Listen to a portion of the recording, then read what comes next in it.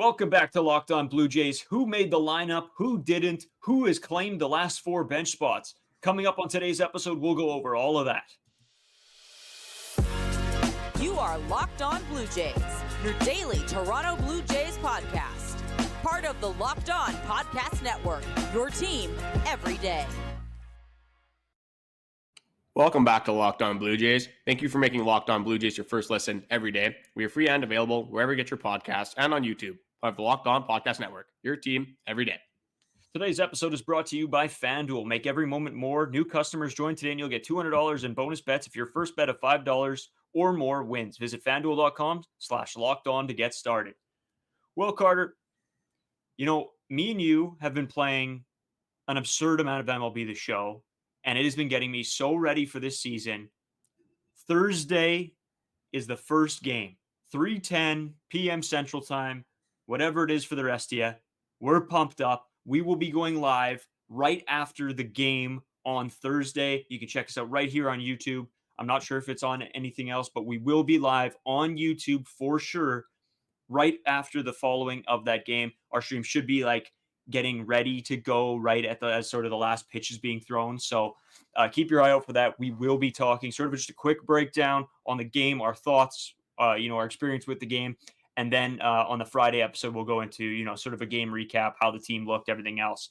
But yeah, it's sort of been a crazy weekend. I feel like I'm more ready for baseball than ever. On Friday, the Blue Jays won 5-1 over the Boston Red Sox. Then Saturday, the Blue Jays dropped a 10-7 defeat and a 3-2 defeat against the Tigers and the Orioles, respectively. And then Sunday, the Jays dropped a 2-0 defeat against the Phillies. So hopefully, they can, pick up a couple more wins here, close out some games, I guess. Again, we say spring training doesn't overly matter, but, it's always nice to see a win on the scorecard. So they play Pittsburgh today at 12:05. So whenever you guys listen to this, my game might be over by then. But, if you got some time, I got tomorrow off, so I will be watching that game as always. Carter, we've been ripping MLB The Show hard. It's been absolutely ridiculous how much we've been playing it. It's becoming an issue. This might be our version of meth. Yeah, I guess it's a lot better alternative than meth for sure. It's tough for me because I am in school as well with doing this podcast. And when I start getting into something like that, one of those games, I find it very hard to get myself away from the screen. So this weekend, I didn't have a lot to do other than a little bit of homework, didn't have much plans. So all I did was do homework, watch some Jays games, and played MLB. So it was a pretty successful weekend. Maybe not the most productive from my standpoint, but I enjoyed it. So yeah, and you know what? It was sort of a big weekend. I had two Jets games to do this weekend. Lots of fun. They were sort of afternoon or morning games, so it was a blast. It was so much fun going in. Jamie Thomas of the Winnipeg Jets media, he was in. It was very cool. I don't get to see him as much as I used to. That was nice to see. Then our boy Jim Toth, who kicks our butt at golf, was in, and so that was fun. Good day with him today, and of course Kelly Moore and the crew. Paul Edmonds and everybody. But then I went out for the Beausejour Comets. It's a junior B hockey club in our hometown, and they secured a huge second win, I guess, in the final series here against St. Malo. So that was cool. My brother's game-winning goal, so shout out to him. Congrats. That was it was pretty electric. I'm sort of pumped because it's too bad the fourth game that they could take the series. I'm going to be working, so I'm going to probably try to come out and, at least get after it with them after the game and, celebrate with them a little bit, as I did sort of help out at the beginning of the year. So, I want to see sort of how it finishes. But getting into some Jays talk, Carter, they've decided on who's taking the bench spots. And this is sort of what me and you expected sort of from the beginning a little bit. But it's still nice to see it confirmed. Oh, absolutely. The thing with spring training that's kind of weird for me is that you go so long without baseball. So the first spring training games, you're yeah, baseball's back. I love it. But then you kind of see who's playing. There's a bunch of AAA, AA, even single A players you don't really know. And you're excited baseball's back, but it doesn't really matter. And then as you go through spring training, you start getting more of the major league players. Then you start to realize, spring training really doesn't matter. And for me, it kind of got hard to watch a little bit at the end. Just because I know the games didn't matter. It was tough to spend 2 hours a day because the Jays are playing every day watching these games. So it's so nice that Thursday, finally, there's going to be baseball that's actually meaningful. And you're right. So far, 3 out of the 4 for me. Well, Brian Servin made the Jays roster as well, which it was expected because of the injury of Danny Jansen, but we knew that was going to be a catcher spot. The Vogelbach and Schneider stuff makes sense to me. We kind of had that predicted at the start of, even when we started this podcast. But the one that we didn't have was Ernie Clement. I thought Ernie Clement were for sure going to start in AAA, but he earned his spot in the big leagues. And I'm so excited that John Schneider finally decided to give this guy the playing time compared to a guy like Santiago Espinal, who we've seen what he can do. We've seen his max upside. It's not exactly what you need from a guy that's going to be coming off the bench. With Ernie Clement, that upside is way higher. He's going to be way more productive from the plate. He gives a little bit more pop, a little bit more bat to ball skills. So I'm very happy for Ernie Clement, and I'm very excited with how this Blue Jays roster opened up for the opening day.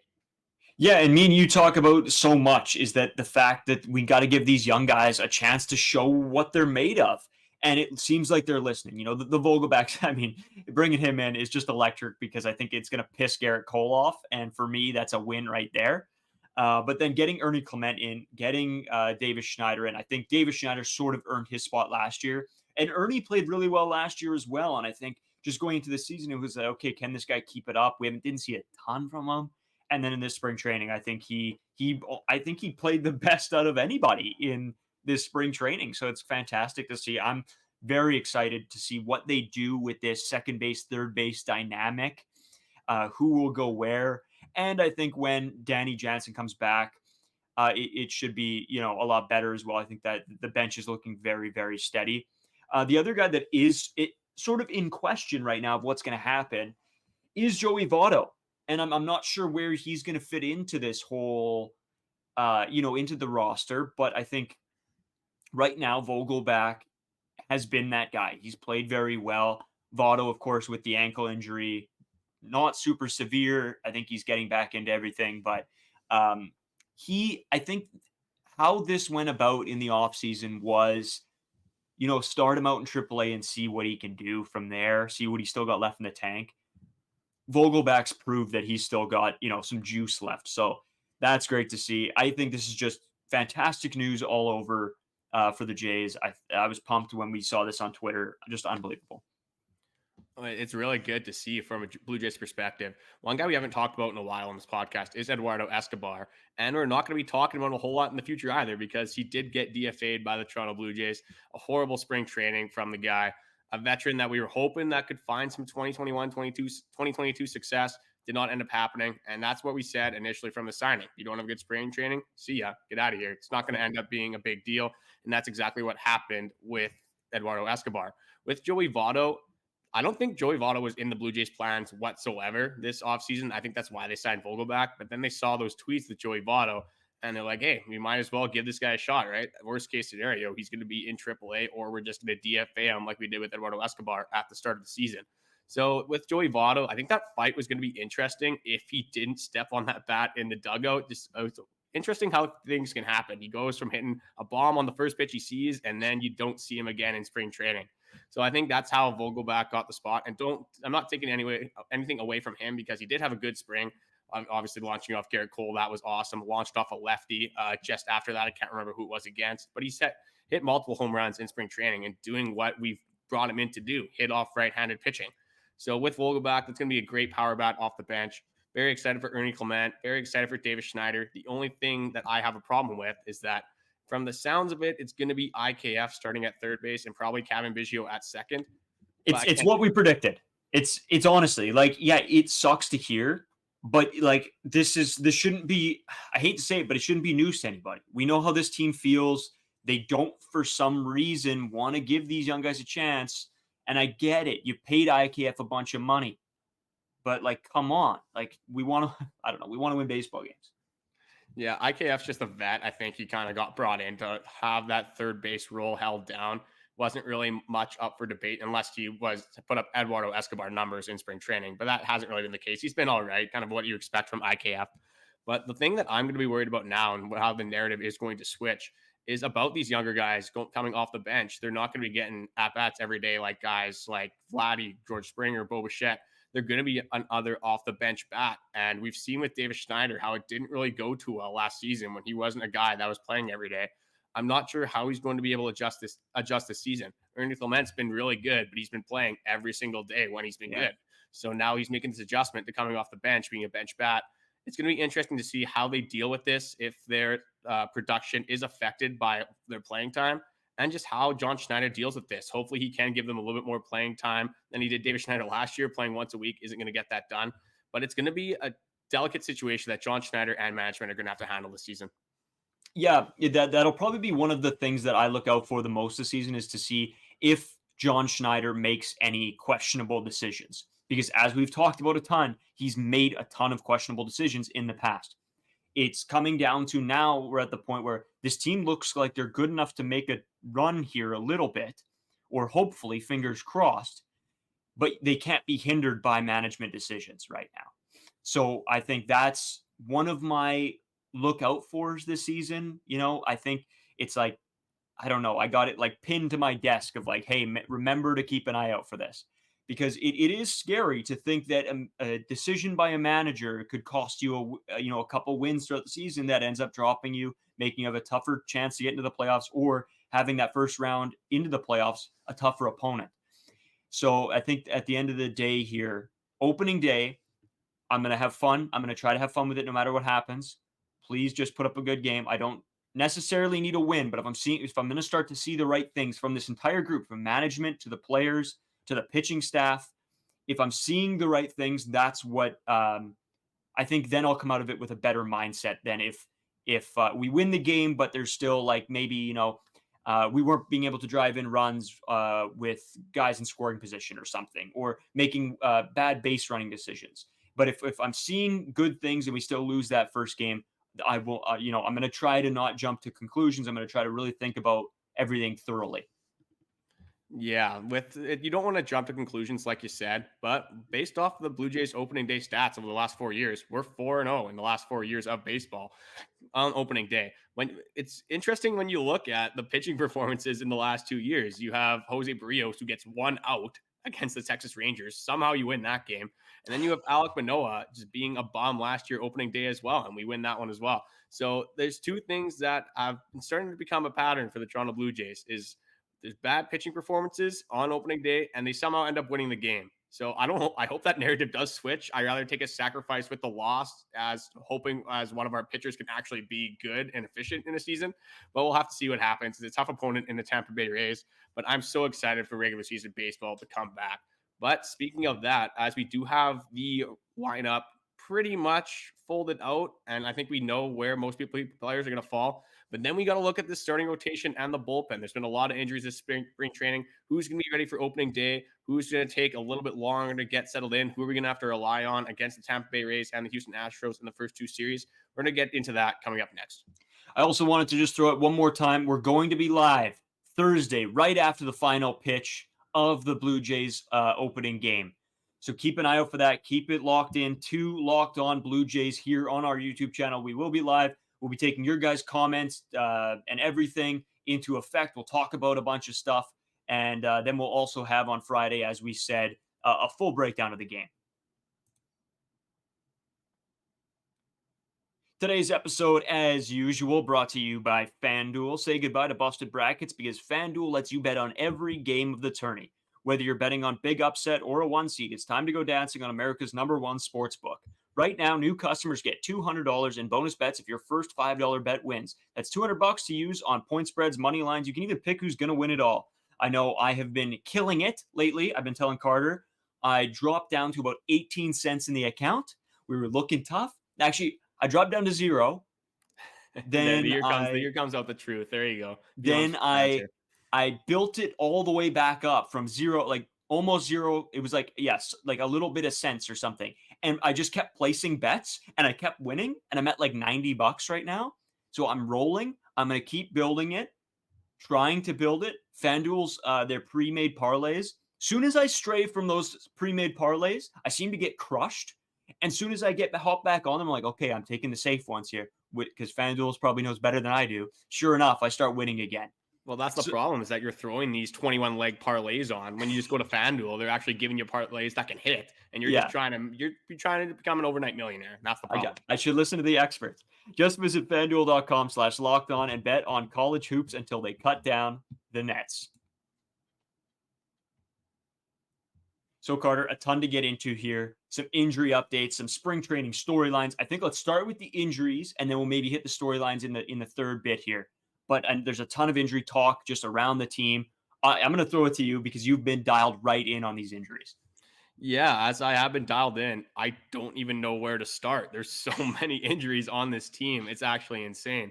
The only good thing is there isn't any that seem to be long term. I don't think there's any injury on this team that seems like it's going to be impactful for even 2 to 3 weeks into the season. It seems like before then everything will sort of be figured out. But as before we go into this these injury reports, your FanDuel did remind me that me and you actually are in the finals of our NHL fantasy matchup this week. So that's going to be interesting to see between me and you. I know this is my third year in the finals. I lost the last 2 years. Hopefully I can finally switch it up. But I know I won my division, you won your division. So it's going to be a battle coming down the stretch. Yeah, maybe we'll keep you guys up to date on every episode of, sort of where we're at. But yeah, I won. I think it was the year before you joined. Then I won the year that you first joined. Then I came in third or fourth last year. And now we're back in the finals, me and you. I mean, I got no draft picks next year for NHL fantasy. So it's all, you know what? I did my job. I got to the money round. I'm set, but I do want to take it all home. So that'll be really cool to see how this plays out over this week.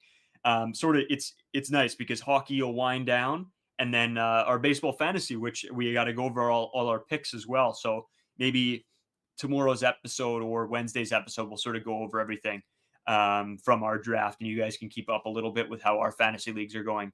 But anyways, back to the injuries. Yeah, so I think I'm going to start with the biggest one and the biggest question mark in this starting rotation, and it's the Kevin Gausman stuff.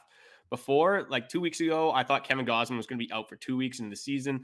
Then about a week ago, I thought he was going to be actually ready for opening day, and then now it's very up in the air. It comes down to tomorrow against the Pirates. He's scheduled to pitch 55 to 60 pitches, so it's really going to depend on how he does fare in that start.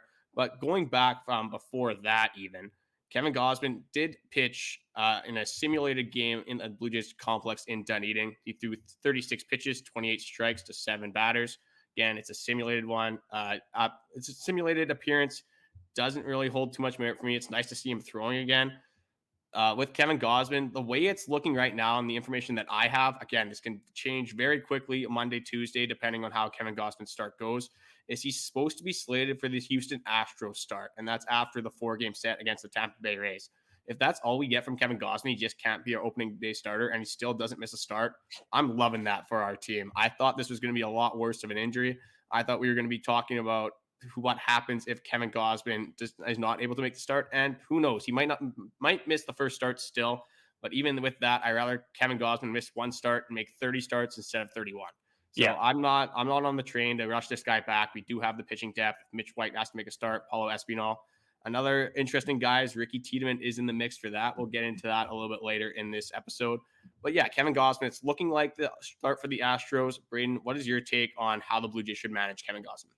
Yeah, I think it all comes down to how he's feeling. And as much as we can speculate and everybody, all the fans can speculate as well, it comes down to how he's doing, how he's feeling. I realistically think he probably will be ready for that game. But I could also see them wanting to take the time, maybe have him miss a start. What's the big deal? Personally, I'd have to make sure that he was damn near 100% before I putting him back in. I'm guessing that's how you feel as well. And if he is 100%, let him go. No problem. I think Kevin Gausman's been in this league long enough to know himself. He's been very consistent. He knows how to bounce back from injury.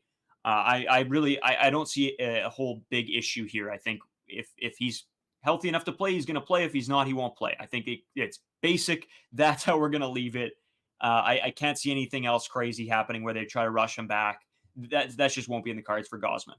And I think that's why they haven't made an official statement, like a concrete, he is definitely starting in Houston. Is that Kevin Gausman's a veteran. He's the best pitcher on this pitching staff. He's going to know his body better than anyone. If this guy's ready to go, he's going to tell you. He's not going to shy away from the Houston Astros. I'll tell you that for free.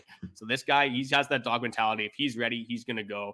And as per Shidavidi as well, it says John Schneider, they're going to monitor the situation on Monday, and they're going to hinge a minor league or major league start depending on how he starts, how he performs, and how he feels.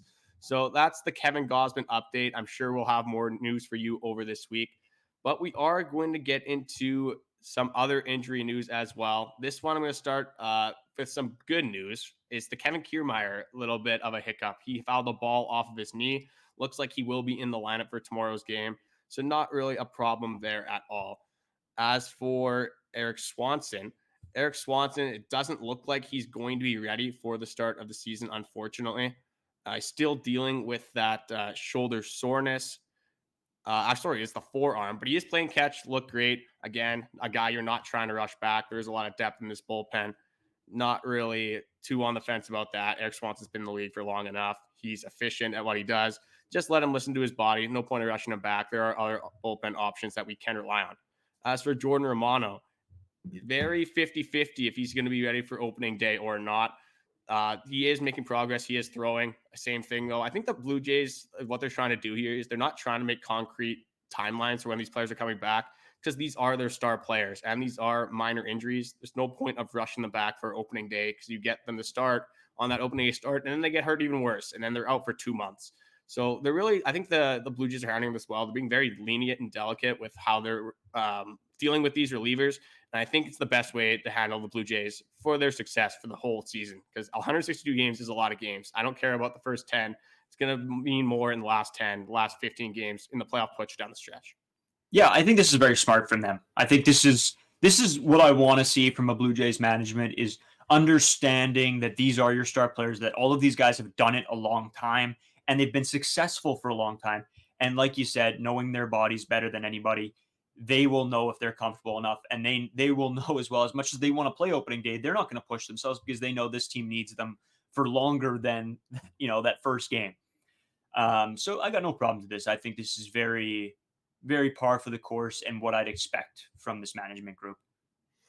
All right, so that's moving us into Joey Votto. So again, rolled his ankle on, I think it was a bat in the dugout. Don't know how that happened. The bat boy should be fired. Clearly, I'm not sure what's going on in that dugout. Whoa! That kid doesn't need to lose his job over Joey Votto. Joey Votto's got to take a look where he's walking, I think. Hey, I don't know. I mean, I don't know why there's bats. It's a major league club. They're paying millions of dollars per year. I think the bat boy has one job. The bat boy. Figure out the bats. Come on, buddy. You gotta be better on this. But what if it was slack? What if it was Tim Meza out there again, throwing the bats around? He's trying to get his old job back. Maybe that's what it is. Maybe Tim Meza hired a hit and they decided to go on Joey Votto for his comments on Canada. So they got to get back on him somehow. But it is a day-to-day injury. He says that John Schneider says he's doing better every day. He's just putting a little bit more into it. The same approach. I feel like a broken record with this. I could talk about Alek Manoah's injury, but they're handling it the exact same way as everyone else. All these guys, they're being very lenient, very slow with the process. Yes, they're listening to their players, which is a great thing. The players know their bodies more than anyone else is going to. So I think I'm going to stop it at this. Anyone who's injured on the Blue Jays, they're handling it the exact same way. Nobody's getting rushed back. That's a great take. I love it. Again, I'm going to hammer down because we want you guys to be there Thursday. After the final pitch, we will be live on YouTube. We're going live. We're going to have a blast. We're going to have some fun. Hopefully the Jays win, and then we can actually have a really good time talking about the Jays with all you guys. And we thought, hey, let's go live. People can tune in. We can chat with you guys a little bit. It'll be a lot of fun. But we do also want to throw a mention to our streaming channel as well. Yes, we do. It's a perfect opportunity with March Madness brackets going on, as we kind of covered on Friday's podcast. I'm not a big basketball guy. So if you want to get expert info from guys that actually know what they're talking about basketball, go to our Locked On Sports Today channel on YouTube and subscribe, whether it's 4 a.m., 4 p.m. You guys can tune in at any time of the day. As we're going to get into this, there's some lineup changes that we have seen on the surface. There's something that the Blue Jays are experimenting with. I think that's something that we're going to cover. And then just some spring training news and storylines we're going to get into after this break. Today's episode also brought to you by Amazon Fire TV. Fire TV is your destination for destination. There Try it that is. one more time. There it is. For sports, from live games to highlights to in-depth analysis, Fire TV offers amazing viewing experiences with smart TVs, as well as the Fire TV stick that you can plug into your existing TV that provides access to millions of movies and TV episodes, as well as free and live TV, whether it's opening weekend for baseball or college basketball tournament. You're going to want to have Fire TV. Fire TV recently created Fire TV channels to deliver a constant supply of the latest videos from all your favorite sports brands, all for free. That includes all of us here at Locked On, of course. We're on there. Like I always say, it's very cool seeing ourselves on this as well, on a program, partnered. It's so much fun going from when we used to record dialed in Jays back in the day, and it was just the worst thing ever. Locked They also cover all the big pro sports leagues and college conferences as well. Fire TV channels lets you dive into all of the game analysis, highlights, and more to keep up to date with the latest in the world of sports, March Madness, NBA, MLB, and lots more. Not to mention great news, entertainment, gaming, travel. Might as well throw in cooking videos. Check out Fire TV channels on Fire TV and Alexa devices. If you haven't checked out Fire TV channels, you should. Trust me. To learn more, visit www.amazon.com/lockedonfiretv. Whoo! Well, Carter, we were talking about MLB The Show. I want to get into this quickly. Just a couple guys, some overalls and stuff that shocked me a little bit. I got the whole sort of Blue Jays roster here. Vladdy at an 86, pretty fair. Bo is an 85, both diamonds. I found it a little bit strange that Bo was lower than Vladdy after last season, but they do run on a 3-year sort of cycle. And so Vladdy obviously had a huge year back, whatever. 2021. So Yeah, that's 21. Hey, who knows? If he has a down year, next year you might be coming in with a 78, Vladdy. Got to figure it out this year. That's right. Kevin Gausman was a diamond last year. He is starting at an 83. George Springer, 81. Alejandro Kirk and Danny Jansen, both at 80s, which I think is exactly what it should be. I think they should be dead even. Both golds, which I'm pumped about. Kiermaier, 79. Varsho, 79. The ones that sort of shock me a little bit, Jordan Romano at a 78. I think that he is undervalued in this game. Jose Barrios, 79. Chris Bassett, 77. Both a little bit low for me, but I understand that a second and third starter, so I sort of understand. Davis Schneider, 72, actually, which I think for his first, I'm not sure if he was in last year's, but for the first one I've seen him in, being a 72, I think is a good start. Alek Manoah down to a 72 overall. Wow. Deserved, probably. Yeah, so those were the sort of the ones that shocked me a little bit.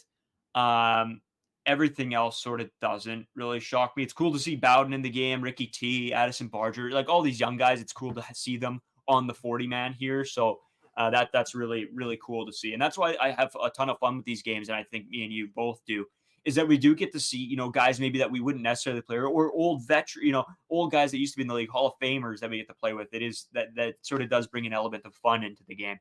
But we have some lineup changes. I know. I think MLB The Show will be releasing an updated roster as well. But what's actually going on for the Toronto Blue Jays, Carter? Yeah, just before we get into that, as for just a base for the viewer standpoint, what's like the highest overall that you're gonna get for these Diamond Dynasty players? I know Diamond Dynasty, they're normally around 87 to like 90 as for like the regular Diamond players, but just as like a base, because Bo Bichette, you said, was 85, Vladdy's 86. What's like the best of the best, the cream of the crop? Okay, so Mike Trout, 91 this year. I think that, I don't know if that's the highest. I think there's somebody higher than he is at like a 93. So diamonds go from an 85, which you have about, I would say on average, 2 a team. There's some teams with 4 or 5 or 6, if they're really strong. But then there's also teams like the Athletics or the Marlins that have none. So I think the Blue Jays average out pretty well, to be honest with you. I'm pretty happy. I just think some of these stats could be switched to where some guys should be silvers, different guys maybe shouldn't be golds necessarily. Some guys maybe should be higher than a bronze. So it's a little bit all over the place, but also take into consideration some of these young guys that haven't been in the league for more than a year will obviously have lower stats. And I think seeing Addison Barger not at a common player, at least being a bronze, same with Bowden, Spencer, and those guys. I mean, even Brian Servin is a 72 overall, so good for him. Oh, wow, yeah. There you go. That's probably yourself into a Blue Jays opening day roster, and you're going to get easily a 72 on your MLB rankings. So that's nice to see there. We'll get into some actual MLB talks now. I did want to say we didn't mention this before, but Spencer Horwitz and Nathan Lucas did get optioned to AAA in these corresponding moves. Nathan Lucas did make sense again. Great spring training from the kid, actually. I think his OPS was above 1100. Just not going to provide the power that the Blue Jays so desperately need in this lineup. Spencer Horwitz, another guy, just no room for him. I thought he had an okay spring training. I think he's going to be a guy that if there's injuries on this team, he'll be the first one up. So that's all I really have to say about Spencer Horwitz. Not too much there. But this is what I wanted to get into is the Toronto Blue Jays are experimenting with their lineup a little bit here. And they have Vladdy hitting number 2 with Bo Bichette hitting 3. And they're also moving Kevin Kiermaier up in the lineup. He's hitting 7.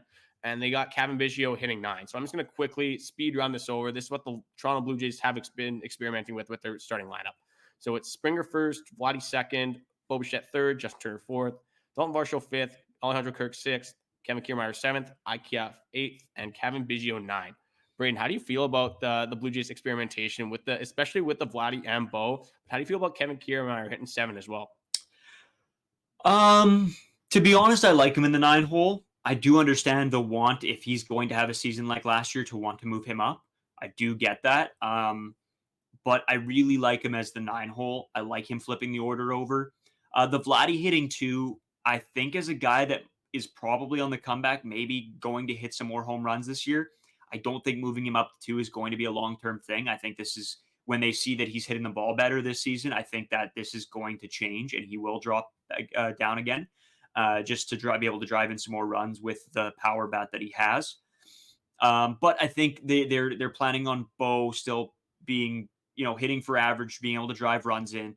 And so that's not a bad idea, I think, as an experiment here for the first couple of games. But overall, I think by the end of by 2 weeks in, we're going to see this lineup switch up again. See, I like the Kevin Kiermaier thing at 7 because Kevin Kiermaier, he's not walking as much as Kevin Biggio, and he's going to be a guy that's going to get more hits than Kevin Biggio, as Kevin Biggio has a great eye.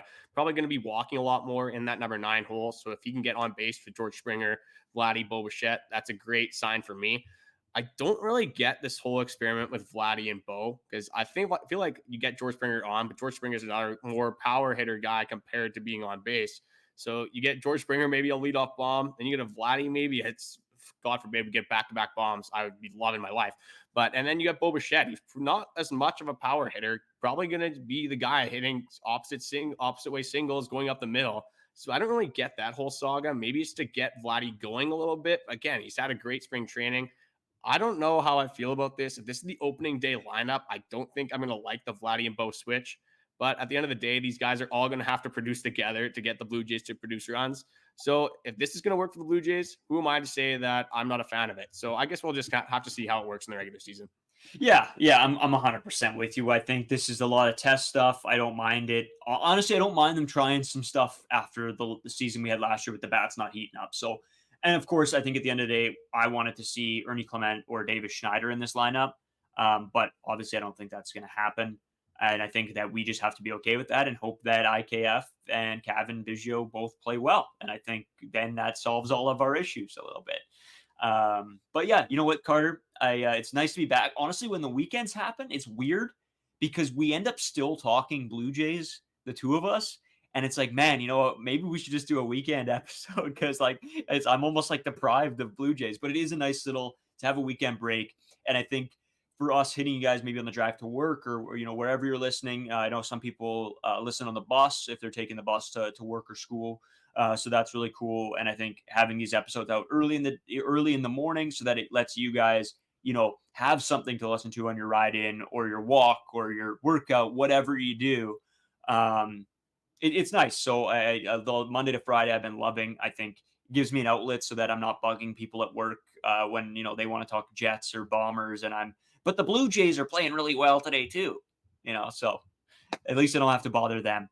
Appreciate you guys so much for watching. Hit the subscribe button. We've been killing it. I think we just hit over 1,100 now. So we really appreciate it. The growth from when we started is nuts. We've seen it just skyrocket. I think we put bets down at the beginning of the year where we thought this podcast could be by the end of the year. by the end of 2024. And I think we've already surpassed some of our projections. And so we're absolutely over the moon right now.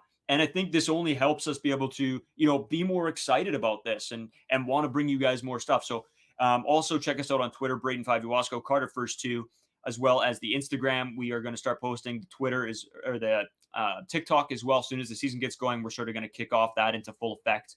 And that's at Locked On Blue Jays. Check them out. And yeah, just appreciate you guys. I want to send it over to our streaming channel one more time before we head out for the day. Yeah, perfect opportunity. NFL fantasy or free agency going on. NBA playoffs are coming up. March Madness is in full effect. So the perfect opportunity to go to our Locked On 24/7 streaming channel. Just go to Locked On Sports Today on YouTube and subscribe. So just before we head out, I wanted to just kind of summarize this podcast up a little bit. Pretty much all the injury updates, all the roster confirmations, it will come after Monday's last spring training game. That's pretty much what I've seen from Shai Davidi, Ben Nicholson-Smith, John Schneider himself. Everyone's been saying that.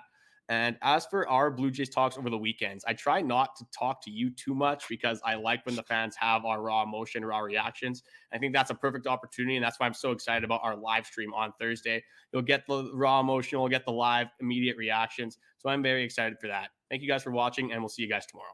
Yeah, I also wanted to throw it in that right after this podcast, Carter, what are we about to go do? Yeah, we're about to go run some twos on MLB. So I think we're like 0-3 because we just can't hit. We can't figure it out. So the grind doesn't stop. I think we're going to win before we go to bed. Doesn't matter. It might be a 4 a.m. night. But the way we hit, we're hitting like the 2023 Toronto Blue Jays here. It's not good. Yeah. Our pitching is great. Like it's the same as the Toronto Blue Jays. Yeah. 2023. Hopefully there's an inverse though, and hopefully we get some production throughout the lineup and from the pitching staff. All right, let's get out of here. I want to go play some MLB this show. See you guys later. Tomorrow.